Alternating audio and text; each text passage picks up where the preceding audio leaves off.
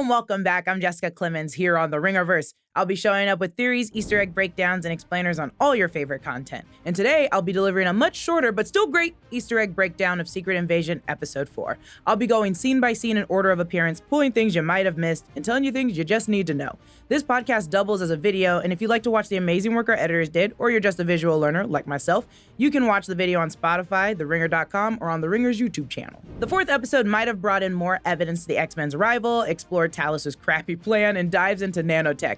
Plus, we learn why we should never drink expensive liquor because the government tracks you that way. Either way, here's your one and only spoiler warning. I'm spoiling all of Secret Invasion, the first 4 episodes, plus diving into things we might have seen from the trailer and potential comic book arcs that could spoil the show. All right, let's get into it. We start the episode with Gaia before she was shot. She's taken all the information from the human Dr. Rosa Dalton, and we find out she's become a Super Skrull. On the computer to the right, it says Extremis, Frost Beast, and Cole Obsidian's hand. Nothing on Groot's sample. We only see Gaia regenerate using Extremis ability, so we're not sure what other powers she has yet. Then we see the machine built to make Super Skrulls active for the first time in the series. It radiates a ball of blinding white light.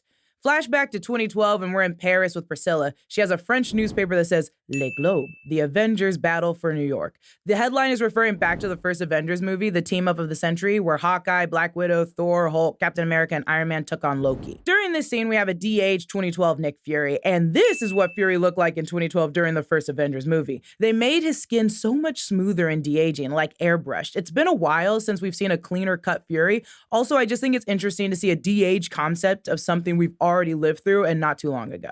Priscilla begins telling Fury about her book, A Book of Poems by Raymond Carver. We saw this book in episode 3, A New Path to the Waterfall, and she's right about one thing. Carver does have depth. His poems can range from an essay to a verse, but personally, I just can't stand the guy. And this is solely because we both grew up in Washington State. They forced me to read his stuff to the point that even looking at a cover makes me want to choke myself. This is forced education 101. Regardless, her favorite poem is Late Fragment.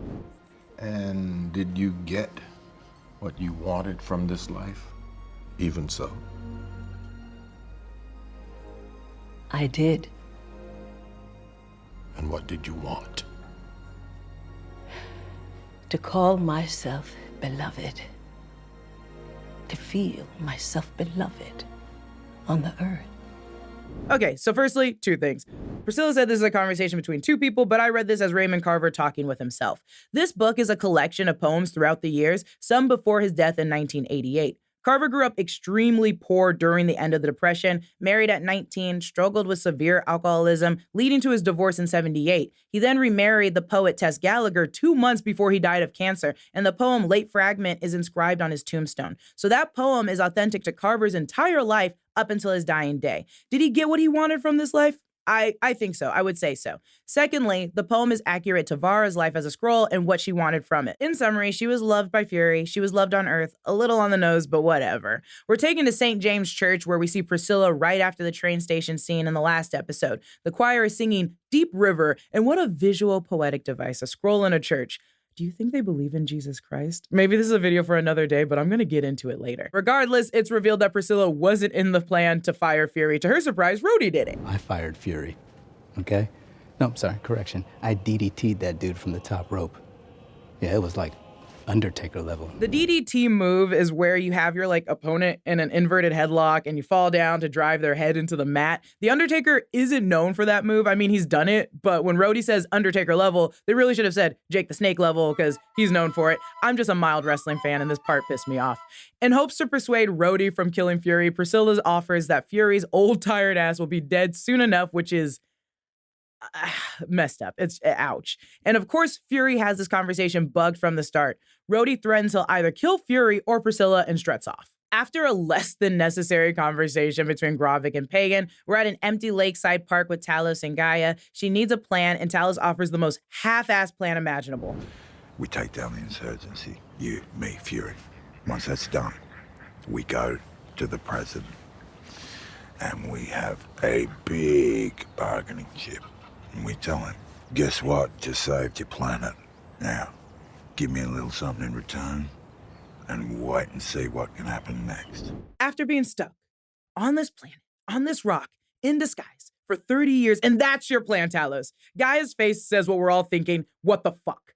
It feels like what Wakanda did in Black Panther, but Wakanda had a lot more resources. I'm only Team Gaia because I don't want them to have to change for us, and they shouldn't have to. We're back at Fury's home, and I didn't recognize how covered in art their house was, like with the ancient Greek mask, kind of like symbolism of the Skrulls wearing masks. Ooh. After a short discussion, it's evident that Fury knows Priscilla is working with Gravik. They put their guns down and finish their conversation where Priscilla tells Fury that the identity she assumed was a doctor. The doctor was dying of a congenital heart defect, and in her last moment, she made Vara promise her that she'd be buried at sea, that Vara would keep being a daughter to her parents, which is insane, and that she would never hurt Fury.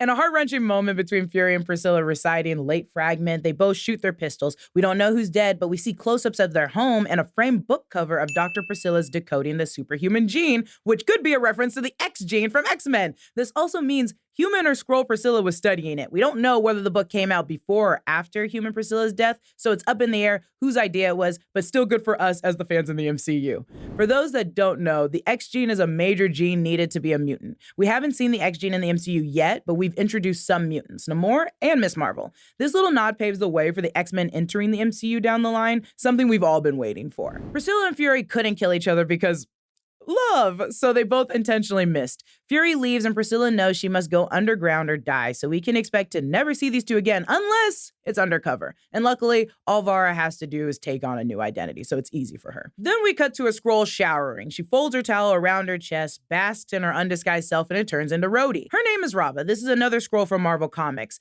In the comics, Rava was against the Skrull Empire and was sentenced to a lifetime in prison, and there she made friends with Black Bolt, so that's pretty cool.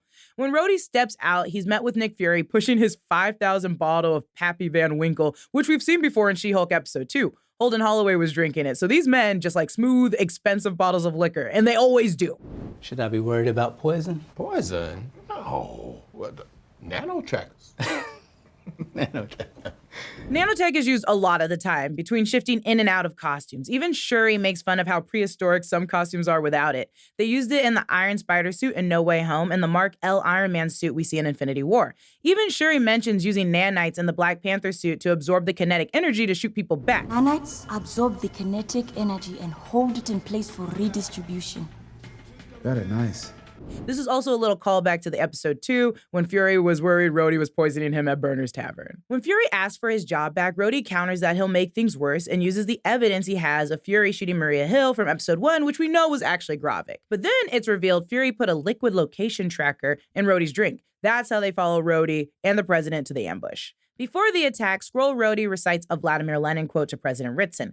Lenin served as head of government of Soviet Russia from 1917 to 1924 and the Soviet Union from 1922 to 1924. He also clarifies that Lenin should not be confused with John Lennon, who in the comics was an actual Skrull, a member of the Skrull Beatles, and it's beautiful. This is the caravan we've seen from the trailer, and we know exactly what's about to happen. Gravik and his men, posing as the Russians, attack the president. They land and shoot like crazy. It's all a mess, and Skrull Rhodey sits unfazed in his seat.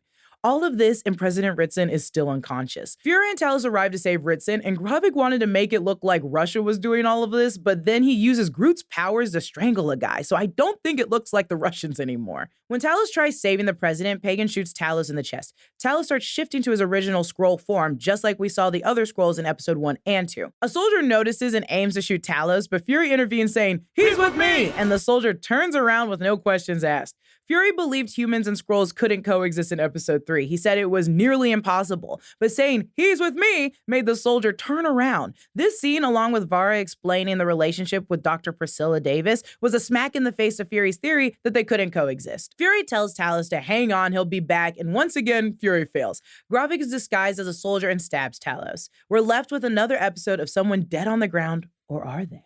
I have no evidence from the trailer that Talos is alive, and as far as we know, he's not a Super Skrull. Talos might actually be dead in the series. If there's anything we've learned from the MCU, though, it's that not everyone's dead, but unless you throw his corpse into the machine, then give him extremist abilities to regenerate, I just don't see him coming back, and I think he might actually be dead. That's it for my Easter egg video in episode 4 of Secret Invasion. We talk about Iron Man's nanotech, X-Men entering the MCU, and the Beatles being Skrulls. Subscribe to the Ringerverse on Spotify or wherever you get your podcasts. Make sure to follow us on TikTok, Instagram, and Twitter at Ringerverse, and on YouTube at youtube.com/TheRinger. Thanks for watching. Pappy Van Winkle, if you're listening, I'd love a sample.